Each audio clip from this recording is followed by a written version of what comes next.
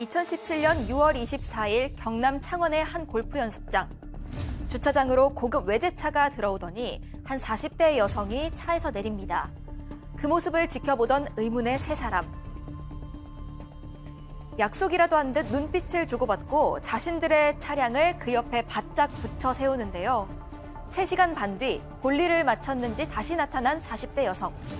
일당은 트렁크에 짐을 싣고 있던 여성을 불러 세우고 그녀가 뒤를 돌아본 순간 순식간에 덮쳐 자신들의 차 안으로 밀어넣습니다.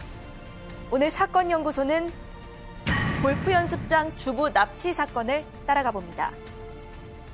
자, 저희가 말이죠. 오늘 이 사건을 리뷰해 보면서 범인들의 얼굴 또 이름 최대한 공개하지는 않겠습니다. 방송에서. 하지만 주범들의 상황이 궁금하시면 창원 골프 연습장 납치 살인 사건이라고 검색을 해보시면 그자들의 이런 신상 내역이 다 나온다는 거 일단 참고로 말씀드리고요. 5년 전에 벌어진 사건입니다. 자, 내용부터 정리하고 가죠. 네, 2017년 6월 24일 오후 5시쯤인데요. 이 남녀 일당 3명이 경남 창원의 한 골프 연습장 주차장으로 자신들 차를 몰고 들어갑니다. 잠시 뒤에 주차장으로 들어오는 한 외제 차량을 포착을 했는데 이 차에서 한 40대 여성이 내립니다. 이들은 자신들의 차량을 그 옆에 바짝 붙여서 세웠는데요. 3시간 뒤에 이 여성이 골프 연습을 마치고 돌아와서 트렁크에 자신의 골프 가방을 싣고 있는데 일당이 저기요 라면서 불러 세웁니다. 그 뒤에 이 여성을 강제로 자신들의 차에 태워서 그대로 납치한 겁니다. 이 피해자의 남편이 새벽이 됐는데도 아내가 돌아오지 않으니까 경찰에 실종 신고를 해서 경찰이 수사에 들어갑니다. 어디로 피해자를 납치한 거죠? 일단 이 구성이 여자 1명, 주범 1명, 그다음에 공범 1명. 그러니까 주범과 공범은 이제 남성이고요. 여성 1명 이렇게 세 명이 이 사건의 당사자인데 일단 경찰 수사에 혼선을 주기 위해서 이 가담자 중에 여성은 이 피해자의 외제 차량, 이 외제 차량을 다른 주차장에 일단 가져다 놓습니다. 그 사이에 주범과 공범은 이제 경남 고성으로 피해자를 데리고 가는데 공범이 거기서 주범을 이제 길가에 내려주고 그리고 아까 피해자의 차를 주차해놨다는 여성, 이 공범, 이 여성을 데리러 가서 그리고 이 셋이 만나기로 약속했던 고성군내 한 폐업한 주유소에 이 3명이 다시 만나게 됩니다. 예. 지금 제가 좀 착각을 했는데 이 신상 공개 결정이 됐던 사건이라고 하네요. 그래서 저희가 당시 범인들의 현장 검증 영상에서 지금 블러를 치지 않고 지금 보여드리고 있습니다. 자, 교수님. 피해자의 안위는 어땠습니까? 불행하게도 이 여자와 공범이 폐주유소에 도착을 해보니까 원래 이 피해자가 주범하고 같이 있었잖아요. 그런데 이 주범과 같이 있던 피해자가 이미 숨진 채 마대자루에 담겨 있었다는 거죠. 그러니까 이제 이 3명이 이제 피해자 시신이 담긴 이 마대자루를 차 트렁크에 싣고 전라도 쪽으로 이동을 하는 도중에 범행 당일 오후 11시 30분경에 진주시 진수대교 인근에서 시신을 유기하고 도주를 하게 됩니다. 예.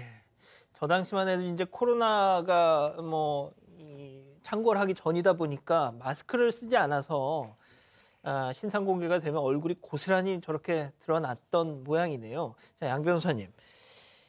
납치에서 끝난 게 아니고 이제 살인까지 이어진 건데 얼마 만에 잡혔습니까? 일단 지금 남편의 실종 신고로 사건 당일부터 경찰은 수사에 착수를 했습니다. 이어 공개 수배 또 했기 때문에 굉장히 빠른 속도로 경찰 수사는 진행이 되는데 그런데 이제 돈을 노린 범죄였는데 또 굉장히 빨리 또 피해자를 해쳤던 그런 상황이었거든요. 예. 그런 상황인 거는 사실은 이제 경찰들은 모르는 상황에서 이 범인들을 쫓다가 4일째 되는 날에 함안 쪽에서 추적을 해서 추적을 시작합니다. 경찰에 쫓기다가 이 3사람들이 이 차를 버리고 야산으로 도주를 했는데 공범 하나는 그 함안 지역의 한 아파트 차 밑에 숨어 있다가 검거가 됐어요. 그래서 공범을 추적을 추궁을 한 끝에 약 16시간 뒤에 결국 이제 피해자 시신을 발견을 할 수 있었던 거죠. 그 납치한 여성을 직접 살해한 그 주범도 금방 잡혔습니까? 일단 이 공범이 잡히던 시각에요. 이 나머지 두 범인, 그러니까 주범을 포함해서 이 남녀 2명이죠. 이 둘은 야산에 숨어 있다가 내려옵니다. 그래서 남해 고속도로로 이동하던 중에 세워져 있던 트럭 하나를 발견을 하는데요. 이 트럭 기사가 있었습니다. 기사에게 5만 원 줄 테니까 부산까지 태워달라 이렇게 말하면서 부산으로 이동을 하고요. 부산에서 모텔에서 머물면서 새 옷을 사입고 돌아다니다가 다시 택시를 타고 이번엔 대구로 갑니다. 여기서도 모텔에 머물다가 이 다음 날에는 버스를 타고 서울까지 가게 되는데요. 이들의 이런 도피 행각은 결국 일주일 정도 뒤인 7월 3일에 제보 전화를 받고 출동한 경찰에 의해서 체포되면서 끝났습니다. 예, 결국 이제 제보로 그나마 다행스럽게도 범인들이 금방 잡힌 건데, 자, 그런데 이제 이 범인들의 구성, 이게 참 특이합니다. 여성이 있잖아요. 네, 그렇죠. 그러니까 일단 주범이 그러니까 신상이 공개됐으니까 31살 심천우였고, 예. 그다음에 그 공범이었던 여성이 36살 강정임이었습니다. 근데 이 둘은 사귀는 사이였고요. 하하. 골프 연습장에서 캐디를 하면서 만났다고 합니다. 그리고 나머지 한 명 남성 공범은 심천우 육촌 동생이었던 신모 씨로 이제 밝혀졌는데, 일단 골프 연습장에서 골프장에서 캐디를 하면서 만났다고 말씀드렸잖아요. 예. 그러면 골프 연습장이라는 공간 자체가 굉장히 익숙한 공간이죠. 어. 그러니까 이 공간엔 보통 부유층들이 많이 온다라고 생각을 하고 그 타겟을 정하고 범행을 계획을 하고 저지른 겁니다. 일단 심천우가 정황상 피해자를 살해한 범인으로 일단 보이는데, 재판 과정에서는 심천우가 이런 주장을 했습니다. 나는 피해자 죽이지 않았다. 잠깐 나갔다 돌아오니 죽어 있어서 어떻게 갑자기 사람이 죽습니까? 시체를 유기했을 뿐이다 이렇게 주장을 했다고 하는데, 문제는 아까 사체가 그 마대자루에 담겨 있었다고 했었죠. 예. 이 마대자루도 미리 준비했고, 또 살해에 사용됐던 것으로 추정되는 그 흉기도 흉기가 이제 케이블 타이였는데, 이것도 심천우가 미리 준비했기 때문에 이 주장이 좀 현실적이지 않았습니다. 예. 자, 그러면 이 주범 심천우의 당시 모습 잠깐 보고 가시죠. 돈 필요하냐고 물어봐가지고 필요하다고 했어요? 카드랑 비밀번호 알려줬어. 때리고 그런 적 있었어요? 그냥 순순히 이야기해 주잖아. 물어봤는데 말해줬어. 왜 갑자기 이제 시작됐나요? 부모님이 얘기해가지고 말을 못하게 하고 싶어서 목을 오른손으로 잡. 자, 양 변호사님, 붙잡고 나서 이렇게 조사를 해봤더니 도주 과정에서도 정말 별의별 짓을 다 했다고 들었습니다. 그때 당시 뉴스 보신 분들 기억을 좀 하실 겁니다. 불과 5년 전이기 때문에 그때 이제 공범 같은 경우에는 여장을 하고 다녔었고요. 그 부분도 아이고. 특이했었고, 이 주범하고 여자친구 같은 경우에는 이제 광주 전남 쪽에 다니면서 PC방에 가서 게임하고 음료수 사 먹고, 심지어 이제 순천에 있는 미용실에 들어서 머리 모양 바꿨던 양 변호사님, 지금 딱 봐도 여장한 것 같네요. 네, 여장으로 보이지 않습니까? 예. 알고 보면 그렇게 보이는데, 또 심천호와 강정인 같은 경우가 PC방에서 음료수 골라서 사 먹는 모습, 미용실에서 머리를 좀 짧게 자르고 안경도 바꾸는 그런 모습들이 염색을 했던가 제 기억은 그렇게 나거든요. 자신들의 모습을 바꾸는 건데, 미용하시는 분하고 뭐 이렇게 농담까지 스스럼없이 주고받는 그런 모습도 나왔어요. 지금 이게 피해자를 살해한 뒤에 네, 그렇습니다. 지금 이제 검거를 피하기 위해서 머리 모양을 바꾼 것으로 보이는데, 저렇게 아무렇지 않게 미용실에서 저렇게 여자친구가 머리 모양을 얘기하고 있는 거 그냥 평범한 연인처럼 보이잖아요, 진짜. 예. 더 무섭죠, 사실. 예.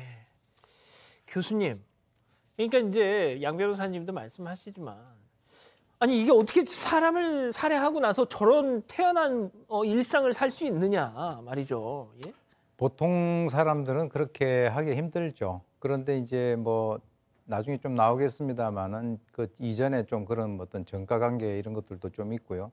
또 도주하는 그 과정을 살펴보게 된다면 과연 저 사람들이 피해자를 살해하고 지금 현재 도주 중인가 하는 것을 의심할 그럴 정도입니다. 그리고 이제 머리를 짧게 깎고 헤어스타일을 갖다가 두 사람 다 바꾼 것은 도주를 하기에 상당히 용이하게끔 하기 위해서 그렇게 한 것으로 보이고요. 지금 이제 움직인 것만 본다 하더라도 광주에서 순천으로 부산, 대구, 서울로 해가지고 계속적으로 이동을 했었거든요. 그렇기 때문에 지금 나중에 이제 검거가 됐을 때는 서울에서 검거가 됐는데, 이 두 사람이 며칠 동안 모텔에 있으면서 바깥에 잘 나가지 않고 음식을 시켜 먹는 그런 여러 가지 것들을 보고 바로 이제 그 주인이 의심을 하고 경찰에 신고를 해서 그렇게 해서 이제 검거가 됐는데, 그야말로 인두껍을 썼다 이렇게 얘기를 할 수밖에 없는 상황입니다. 자, 대체 왜 납치를 했고 왜 사람을 죽였습니까? 일단 이 피해자와는 전혀 모르는 사이였는데 이 심천우가 무직의 신용불량자였습니다. 신용카드 빚만 2,600만 원이 있었고요. 당시 어머니 신용카드를 받아서 생활하고 있었는데 이 어머니 카드로 진 빚도 4천만 원이 있었습니다. 그러니까 결국 금품을 노려서 범행을 준비한 걸로 보이는 부분인데요. 이들이 피해자로부터 빼앗은 건 현금 10만 원, 그리고 피해자 명의 카드로 인출한 410만 원입니다. 심천우는 계속해서 이게 우발적인 범행이었다고 주장을 했지만 이 재판부는 심천우가 처음부터 돈을 목적으로 살해하려는 의도를 갖고 있었다 이렇게 봤습니다. 실제로 이 심천우는 경남 지역 골프장을 돌아다니면서 대상을 물색을 했고요. 도주로도 미리 확인을 해뒀던 것으로 확인이 됐습니다. 보세요. 이게 사람 한 명을 살해해서 고작 현금 10만 원에 카드로 410만 원, 420만 원. 예? 그러니까요. 뭐 당연히 초범은 아니었고요. 그리고 여러 차례 또 이런 납치극을 계획했던 정황까지 확인이 됐습니다. 일단 심천우는 이전에도 두세 명을 모아서 강도 행각을 벌인 적이 있었는데 그게 미제로 남아 있었는데요. 그건 수사 결과 확인이 됐고 또 이 사건 외에도 납치 범행을 서너 차례 정도 준비를 했던 것도 정황이 확인이 됐습니다. 부동산업에 종사한 남성을 대상으로 이제 납치 범행을 여러 사람들에게 제안을 했는데 아이고. 그 제안을 거절당했고 또 지금 이 소위 말하는 골프장 관련 이 납치 사건도 여러 차례 사람들에게 제안한 게 다 받아들여지지 않았다가 결국 아까 공범 중에 한 명이었던 친척 동생 신모 씨, 예. 신모 씨만 이 제안을 받아들여서 이번 범행을 벌였던 겁니다. 양 변호사님, 어떠한 법의 심판을 받았습니까? 일단 주범인 심천우에 대해서 무기징역에 전자발찌 20년 착용 명령이 덧붙여졌고요. 공범과 또 여자친구인 강점인도 징역 15년형을 각각 받았습니다. 예. 교수님 지금 뭐 당시 기사를 보니까 이 피해자분의 남편의 인터뷰가 당시에 좀 소개가 됐었네요. 네, 사실 이 남편과 아이들의 입장에서는 그 아내와 엄마를 저렇게 잃었기 때문에 이 마른 하늘에 날벼락 같은 그런 그 사건이 됐는데 실제로 이 남편 같은 경우는 실종되고 난 이후에 나중에 사건이 해결될 때까지 지속적으로 거의 경찰서에 있으면서 숙식을 해결하다시피 아이고. 했다라고 하는 얘기가 들려옵니다. 그리고 이제 당시에 한 그 언론 인터뷰에서 어떤 얘기를 했냐면 이번에 그 피해자 이 돌아가신 여성 같은 경우 천성이 따뜻하고 포근한 사람이었다. 그래서 결혼을 하고 난 뒤에 27년 동안 가족들을 위해서 이렇게 헌신하다가 지금 조금 이제 살 여유가 있어서 뭔가 좀 이렇게 해보려고 하다 보니까 이런 일을 당했다라고 이렇게 얘기를 했었고요. 또 이제 딸하고 아들이 있다라고 하는데 이 아이들이 엄마 영정과 한 5시간 동안 이렇게 대화를 하는 이 모습을 보면서 마음이 찢어지는 것 같아 이렇게 얘기를 했습니다. 그리고 어떻게 이제 골프장을 가게 됐냐면 예. 평소에 이 두 부부가 항상 같이 다녔는데 하필이면 그날따라 아내하고 따로 차를 갖다가 몰고 이렇게 가는 바람에 바로 이 범죄자들이 표적이 됐다라고 하는 그렇군요. 그런 점에서는 거의 천추의 한으로 남는다 하는 이런 얘기까지 했는데요. 사실 이런 그 사건으로 인한 그 피해자 가족들의 그 하는 어떤 것으로도 이렇게 해결이 될 수가 없는데 그래도 범인을 저런 식으로 잡아서 처벌을 함으로써 그나마 약간의 어떤 그 위안이 될 것으로 그렇게 생각이 듭니다. 자, 지금 저 남편분의 고인의 남편분이 현장 검증 때 범인들을 향해서 막 울부짖는 모습이 보고 계십니다. 자, 오늘 사건 연구소 이 정도로 정리하고요. 아직 안 끝났습니다. 이거 눌러주세요.